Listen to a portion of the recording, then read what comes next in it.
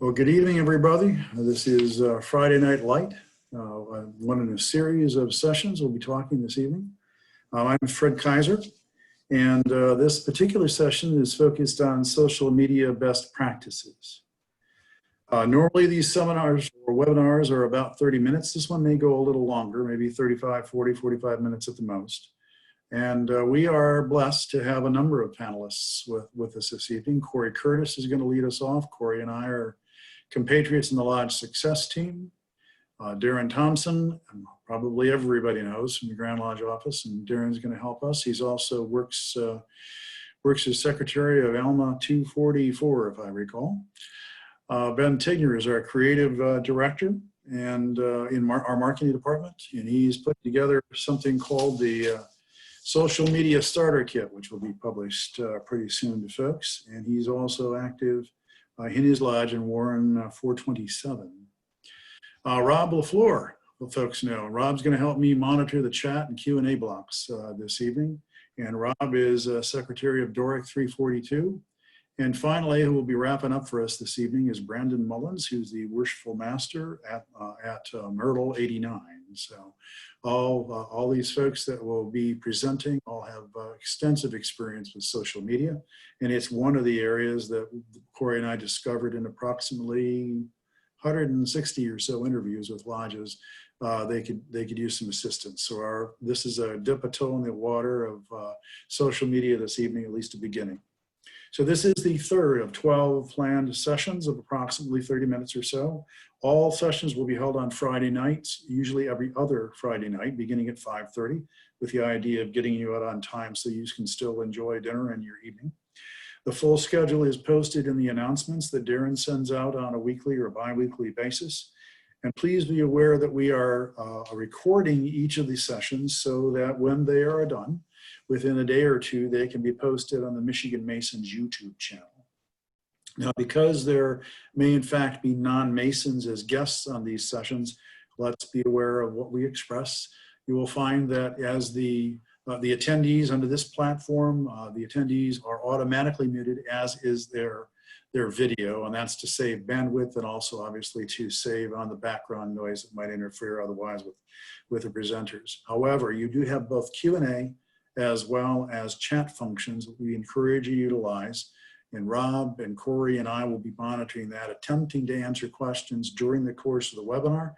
But afterwards, you'll also see posted there the outreach and member care departments, the Mason support at michiganmasons.org email address, and then the toll-free number at 800-321-9357. So please utilize those. We will also be employing a questionnaire that we'll be sending out to you after the conclusion of this particular webinar. I will also post it later in the chat window, so if you care to copy and paste that into your browser and complete the questionnaire yet this evening, please feel free to do that. So I would like to introduce our first speaker of the evening, Mr. Corey Curtis, worshipful brother Corey Curtis, from the Lodge Success team, who will lead us off on social media best practices. Thanks again for joining us.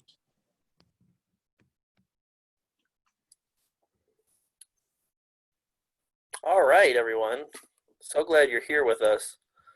Uncharacteristically, I'm going to be brief, because we have some fantastic presenters who are subject matter experts in this. Let's take a look at our overview. We have all sorts of areas that we'll be covering. You can see them right there on your screen.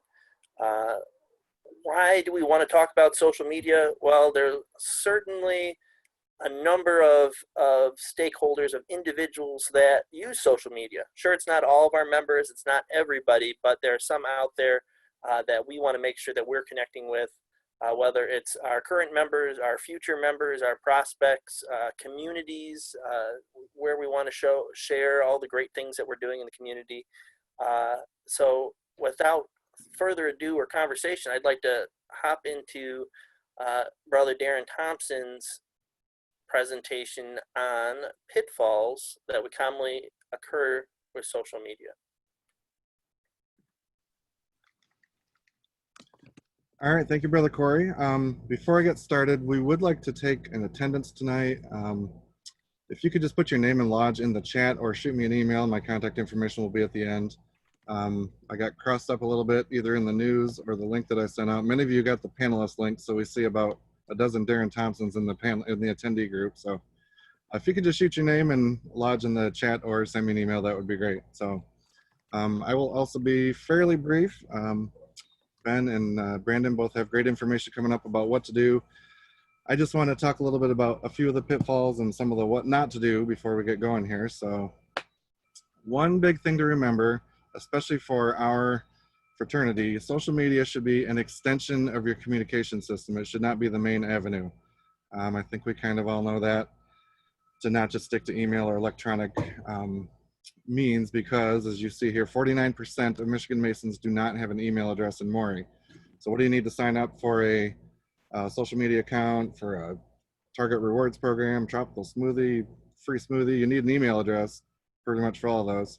As you can see, half of our membership does not have that email address. So some of them may have one and we don't have in the system, but by the same token, many of them that are in the system may not be good. So those are probably a wash. So it's safe to say that half of our membership does not have an email address that they're actively using. So remember that when you're starting your social media, and it's very important to still use your, whatever your main means of communication is. If you still send out a paper trestle board, electronic, or text and phone calls. For Alma Lodge, I do a lot of electronic things, and I use our Facebook page, but I always back that up. Our main communication is robocalls. So we're doing phone calls to everybody if there's information they need to get out, if we have to change something. I'm always backing that up with a phone call. So just important things to remember with your social media and electronic communication with your members. So when you start your page, you want to make sure that it's active. As I kind of talked about in the Our Lodge page presentation a few weeks ago, one of the only worst thing than not having a website is having a website that hasn't been updated since 2008. You've got officers on there from 10 years ago, or a calendar. It just gives the impression that the lodge is not active. It maybe is folded. So people are sure when they visit that website what's going on. And the same can be said of social media. If your last post was in 2016, if you have a public page, people might wonder if you're still going, if you're still active. So how do you stay active on your page? There's a lot of different studies about number of posts you should do.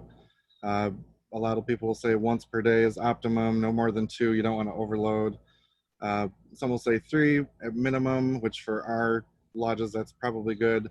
But really the main thing, and Brandon might touch on it later, is to make sure that the post is engaging. You can get away with a post a week as long as it's informative and engaging to your followers. And you want to make sure when you get those comments or messages that you're interacting with those people, you're responding to them.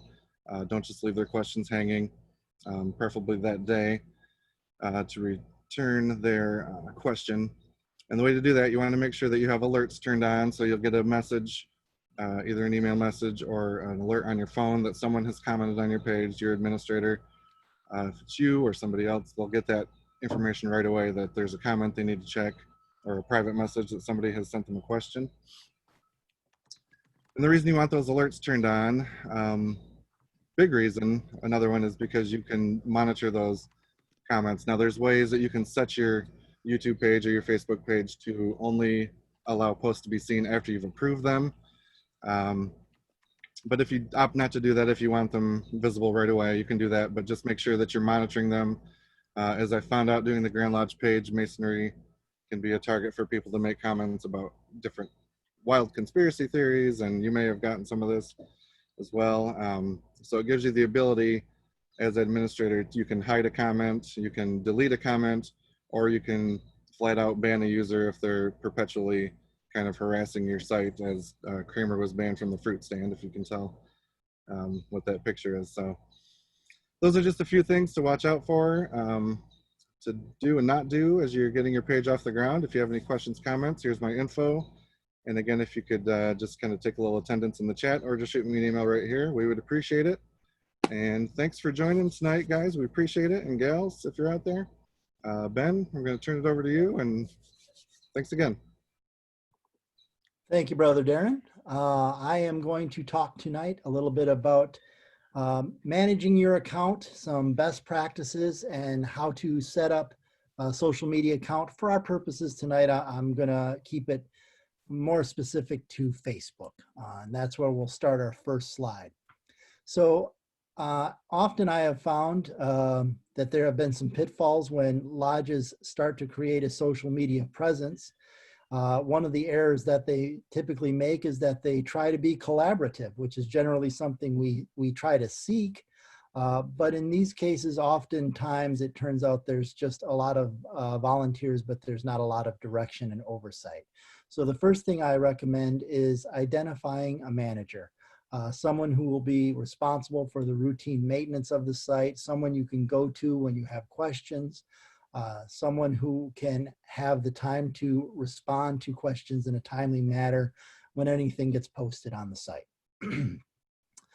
Another thing I suggest is that you try to schedule these posts in order to maintain engagement, specifically for events and calendar updates. As Brandon is going to talk about a little bit later, it's not just frequency, but it's the kinds of posts that you create, posts that keep people engaged, that make people more interested in masonry, things like that that are really important. And lastly, this manager needs to follow up with imagery and pictures. It doesn't just have to be still pictures, we can do video. And a little later in the slide presentation, I'll talk about some best practices for pictures and video. So when you begin the process of creating your account, you're going to want to make sure that you have all of your about information already set up when you begin the process. I think the next bullet in the slide gives you an idea of what this can be. Some things that I suggest is some information about Masonry as a fraternity. But I think maybe more importantly is your information about your local lodge, the impacts you've had in the community, maybe some history about Masonry in your community, maybe some history about the building. Oftentimes, a lot of these lodges are one of the oldest buildings in the community. Mine certainly is. And people are interested in that sort of thing. So it's a good thing to keep in your about information. You also want to include any data in terms of where you're at, phone numbers, things like that. Image assets, these are any kind of picture or anything that you want to add to the presentation or to the Facebook page, I should say, that helps with engagement. But it's not just pictures of events. When you start off to create your page, you're going to need an avatar or some picture that represents you as a lodge, as well as a header image. These can be exteriors of the lodge itself. These can be pictures of brothers, things like that. You want to make sure that whatever pictures you use in your page, that they tell the story. We need faces here, not backs of heads from behind the room. Establishing shots of the venue are great. I find that oftentimes a lot of our events, people want to be respectful of everyone's time and space, so they will move to the back of the room and try and take a couple quick shots, and mostly what we get is the back of bald heads. What we'd really like to see is maybe taking a moment at the event, say we're giving out a grant or something like that, to try and get the brother that's presenting the grant and the recipient of that grant stand together, a quick shot, lots of faces, lots of smiles. That has far more impact than 30 backs of heads and 2 little dots up on stage. So going that extra mile really makes a big impact. And then lastly, you don't have to stick to just still pictures. Videos are great. They're a great way to tell a story, but we need to keep them short and sweet. So quick little sound bites work the best. Anything you can do that's 3 to 5 seconds is great. 10 seconds is okay, but once you start getting into 1 minute, 2 minute, 5 minute clips like this, it's hard to keep people engaged for those kinds of things. I mentioned before some of the about information that you'd like to keep on your page. When you sit down to create the page, you're going to want to have all that information handy. This means the actual mailing address of the lodge, the URL for the website, any phone numbers, all of those things are going to be needed to put into the page to make it more complete, to make it more searchable, have people find you better when they go to look for it. And one thing, I think Brandon's going to talk a little bit about this as well, coming up, is before you start, you want to make sure that there isn't already a Facebook account out there with your name on it. Perhaps a brother previously had started one with good intentions, but no one really followed up on it. And you don't want to create any confusion or lead people to two different spots. So you want to make sure that if there are any other Facebook accounts out there, that you consolidate those and send everyone to the same place. I believe that's the end of my portion, and I'm going to send it off to Brother Brandon now. All right, well, thank you. For those who don't know me, my name is Brandon Mullins, and I'm the Master of Myrtle Lodge in Belleville, and we're going to be using some examples from my lodge page. I've also worked in digital media marketing for just over a dozen years, starting with the exciting world of MySpace marketing and moving on through every platform that's come since. But what we're going to talk about is social media choices, basically the choices you have to make when you have decided to engage in social media. Our focus is going to be on Google My Business, Facebook, and we're going to touch a bit on some of the other platforms. Now, I'm going to do a lot of screen sharing, but just to sort of give you a handle on what we're going to cover for Google My Business, we're going to talk about claiming your profile, lodge versus temple versus both, naming conventions, features, and map pins. So let's pull up what this looks like in practice. So here is the Myrtle Lodge site. So we have a website put together, it's been developed, and now we're ready to start engaging in social media. So what we have here is what happens when you search up Myrtle Lodge number 89 if you're in this area. You're going to see we have our name clearly listed. We have some pictures that we've put up. You get a sense of where exactly we're at. And on the map itself, we have a map pin that's been accurately pointed out here, so people know exactly where we are. We did this through claiming the page. So what you'll find is if you go to an unclaimed page, you'll be able to see a little button down here that says, is this your business? You'll click on that and begin that process. Now, what you're going to want to do after you begin that process is you're going to be given some options on how you can verify your page. You can do that either through phone number, they can mail you a postcard. There's a variety of different options. If you've had a phone number for a long time, usually the easiest way to do it is over the phone. But for newer lodges or lodges that have moved, you may have to get a postcard. Now, what you're going to be able to do after you do that is update your own information on Google. You now have control over everything. You can change your address. You can change your phone number. You can set a special address for your lodge for your Google listing. All of this is now available. You can also even then get into the insights of your page. How many people are searching you up in the past month? People have found Myrtle Lodge number 89 894 times in the past month. That's 894 people who've looked at your data. That's wild if you're thinking about it in the perspective of prospective members and things like that, and that's why it is paramount to have that already in place. Now, a big question that comes up then, if you're going to claim your profile, is who do you want to present yourself on online? Are you the lodge? Are you the temple? We have some examples here. You already saw the lodge. We also claim the Belleville Masonic Temple. We have a historic building in town, and it's been called the Belleville Masonic Temple as long as anyone has been aware of it.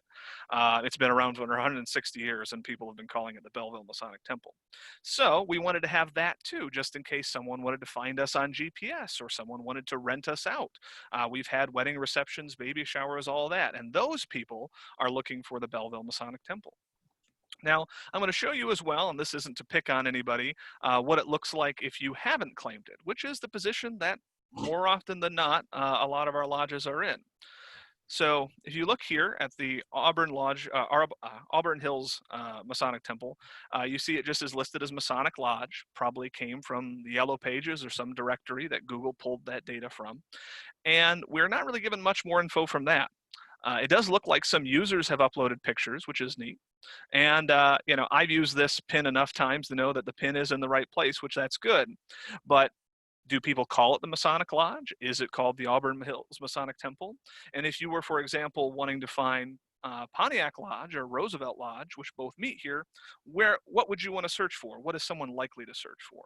What I would recommend for these guys is to claim this Masonic Lodge page, update it with the most accurate information, and also create listings for Pontiac Lodge and Roosevelt Lodge. So if someone is searching for any of them, the correct information comes up. And this is all basically what I would consider housekeeping items. These are, before you even get into social media, the things that you will want to do. And, you know, there are some lodges that it doesn't make sense to have both a lodge listing and a temple listing. They're called Myrtle Lodge, and everybody's called them Myrtle Lodge for 100 years, and that's the name. So you're just going to want to pick what people know you as. There's no reason to get too excited about it. And, you know, with lodges, there's a lot of different naming conventions. There's a lot of different ways you can refer to a Masonic Lodge. Is it, you know, comma FNAM? Is it comma Free and Accepted Masons? All that. You can choose whatever fits the culture of your lodge. There's no need to be consistent with lodges around the world, but you do need to be consistent within your organization, because the more listings you have out there that share the same information, the better your responses are going to be in social media. So moving on here with my next slide, we are going to talk about Facebook.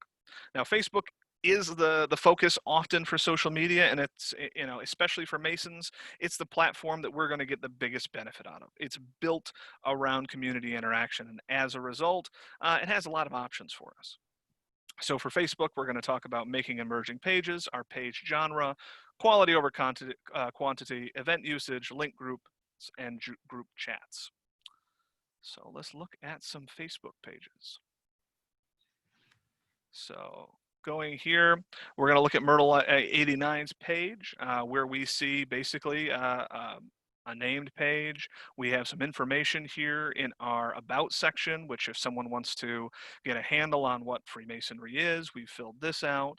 We have this great Franklin quote and some basic information, the officers of the lodge. But, you know, it's fairly simple based on what we know about our own lodge. This is how people refer to us, as Myrtle Lodge. We have a historic building, so we sort of trade on that imagery in our cover photo.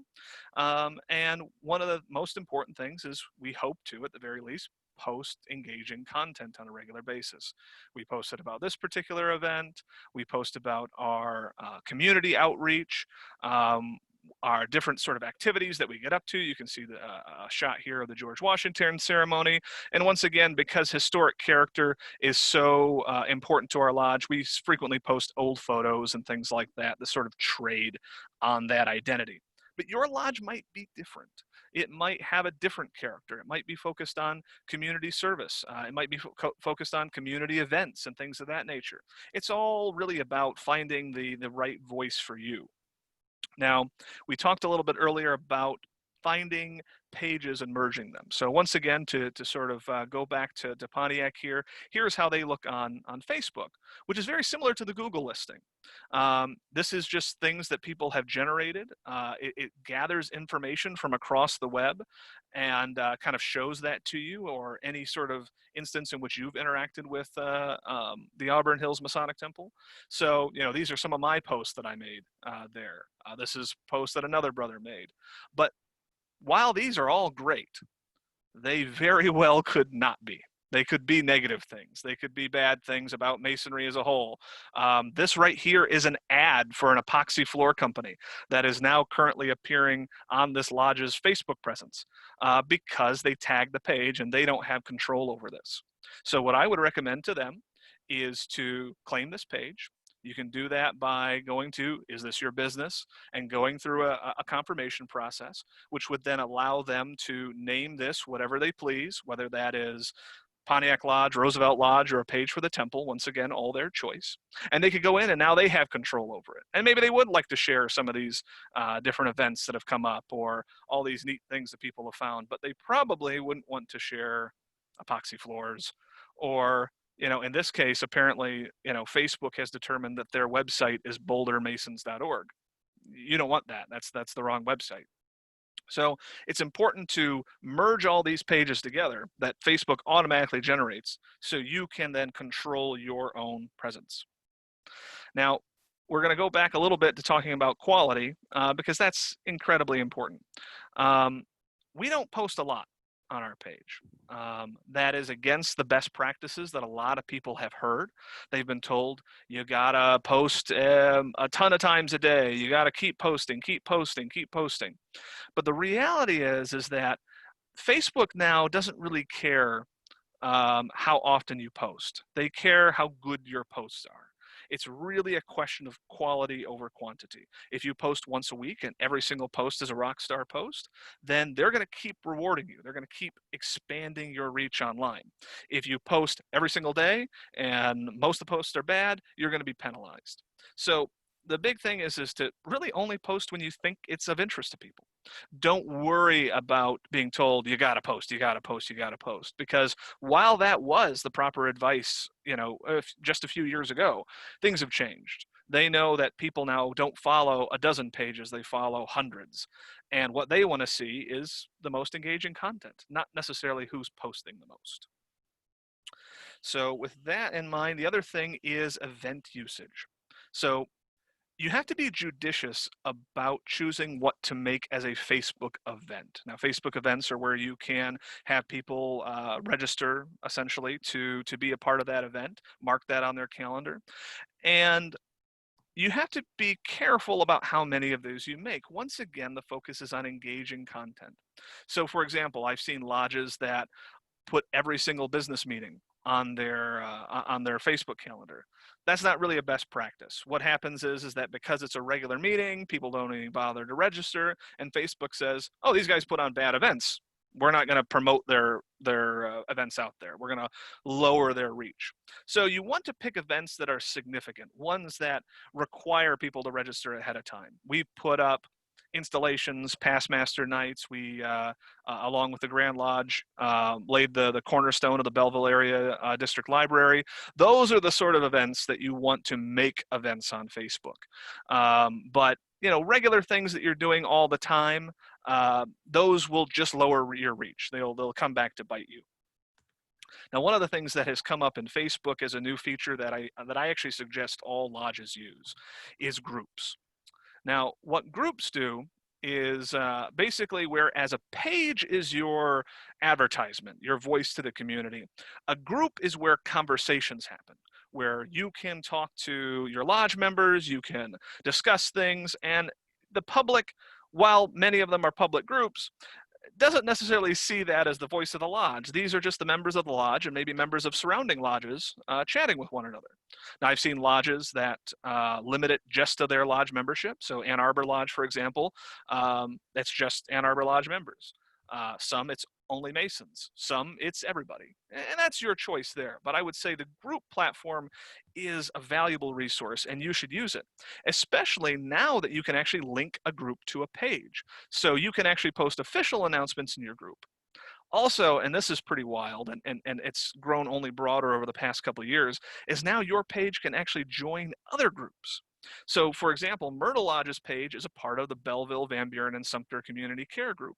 So when we have events, not only do we post them on our own page, but we go to that group and post our events there. That's great for things like blood drives, for spaghetti dinners, for anything where you're engaging in the community on a regular basis. We also joined Wayne Lodge's group because why not? If we need help with a Master Mason degree or something of that sort, we can go out there as Myrtle Lodge and say, Myrtle Lodge needs help with X, Y, or Z. Are you available? And if you look inside our group, we also have the same thing happen with us where basically, Rich came in and told us about a blood drive in Taylor. Hey, he came to our group and posted that in ours. So we can be involved there. Now, Pages, he wouldn't have been able to do that. That's a one-way form of communication, whereas groups are a situation where you can have people come in and post their own things and you can discuss them. Now, the last piece of the puzzle, and one I won't be able to show you as a good example, but it is an amazing feature now, is group chats in Messenger. So in Messenger, you can have an ongoing group chat with your officers or members through Facebook. That is a great way of keeping in touch while you're away from meetings. We plan out events often in the group chat before we've ever gotten to Lodge. And Lodge becomes a place for fellowship, and the business meeting is just signing off things that we've already talked out. It allows for a constant stream of communication as opposed to just simply waiting to the next meeting to get things done. So I absolutely recommend group chats to lodges. I will warn that in group chats, sometimes because of the nature of internet communication, people are inclined to get more heated. They're inclined to cross the line more often in ways they wouldn't necessarily do in person. So it's a platform that you have to be mindful of, that you have to be aware of its limitations and be willing to, have some leadership there and tell people if they're stepping over the line and tell people that they need to calm down and work things out when you do meet in person. But I would say certainly the benefits of group chat outweigh the costs. Now, moving on here, we will discuss other platforms. So a lot of the focus has been on Facebook here, and for good reason, but there are other platforms available out there. Twitter, I've seen some lodges use. I wouldn't really go out and recommend people hop on Twitter as a lodge account. It's not a great promotional tool in that sense. However, if your lodge is full of active Twitter users, I would certainly not dissuade you from getting involved. Twitter will work for them, but it comes down to the culture of your lodge. LinkedIn, for example, does the same thing Facebook does. It automatically generates pages for your institution. So in the same way that I tell you to claim Facebook pages, claim LinkedIn pages as well. There are, a variety of different lodge secretaries that I've seen that, they list the lodge as their job on LinkedIn. So why not have, the updated information if someone happens to click on that link and say, oh, what is, Pontiac Lodge? Who are they about? What is Myrtle Lodge? And be able to find the updated information there. Foursquare, you'll see listed on our website, and Foursquare, if any of you guys remember, it used to be a really big deal when it came to people checking in to different locations and things like that. It sort of predated Facebook's ability to check in, and people would compete for being the mayor of a particular venue. Now, we all know people don't really do that anymore, so why bother to update Foursquare? Well, what Foursquare was doing when they were having people compete over being mayor of a particular venue is that they were capturing data. They were learning about all these places. And now you wouldn't believe how many different mapping platforms and different data aggregators out there use Foursquare's data to this day. They're one of the leading companies in aggregating data. So I would say be sure to go out and claim your Foursquare as well, as we have, because this data just sort of shows up everywhere. Foursquare does not allow you the same sort of freedoms as some of the other platforms in changing the data. I still dislike that I have the number sign before 89 there, and I haven't been able to change it yet. They just allow you to submit suggestions. But we've been able to update a great deal of our data here, and now when they sell this data out to one company or another, we can be sure that our data is going to be accurate on that platform. As for other directories that are floating out there other than Foursquare, yellowpages.com, there's yp.com, there's hundreds of others. I would say if you have the time and the folks you can dedicate to doing it, you have a manager like was suggested, go out and claim as many other directories as you can, but keep them in a list. Make sure that those passwords are kept in a safe place, so if things do change, you can go back and update all of them. But as I said earlier, the more sites that you have with correct data out there, the greater your reach is online. There's no drawback to claiming your pages that are already floating out there and updating them with the latest data. But with that said, I'd be happy to answer any questions as they come up. But I believe before that, we have to kick things back to Fred and take it from there. Appreciate it, Brandon. Thank you to everybody, the panelists, for great presentations. I've just put in the chat window there the fact that we will be sending out to each of the participants after this session this evening a questionnaire, just kind of asking for, but with regard to the first 3 sessions, what kind of information you've found most useful, and if you have suggestions, both in terms of content and in future sessions. So please take the time to complete that, either copy and paste the link that you see in the chat window, or follow up with the link that Darren will send to you in an email. But are there any specific questions that we have not had a chance to answer that we could ask the panelists at this point? If so, please use your chat window or your Q&A function and we'll get to those.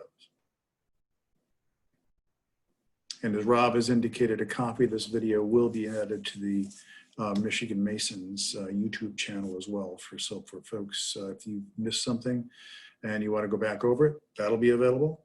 A copy of the presentations that were given this evening will also be sent to each of the folks that have sent us their email addresses.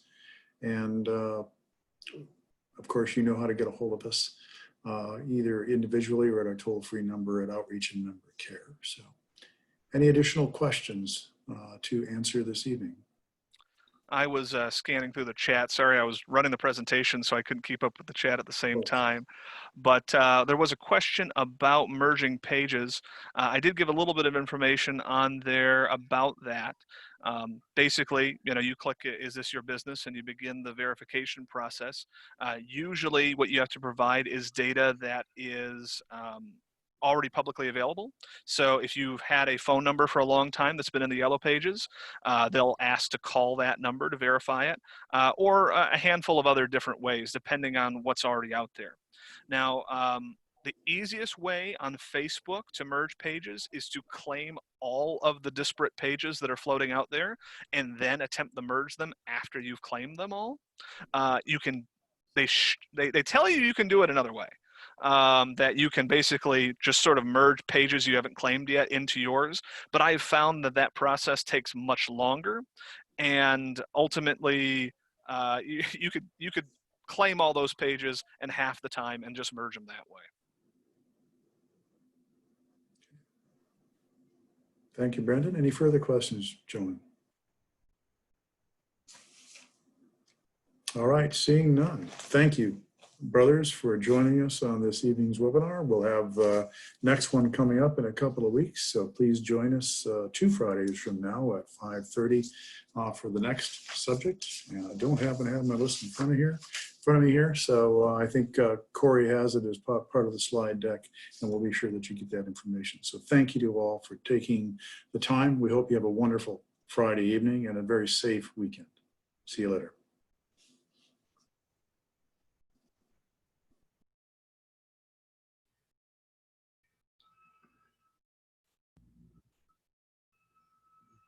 Lost Ben.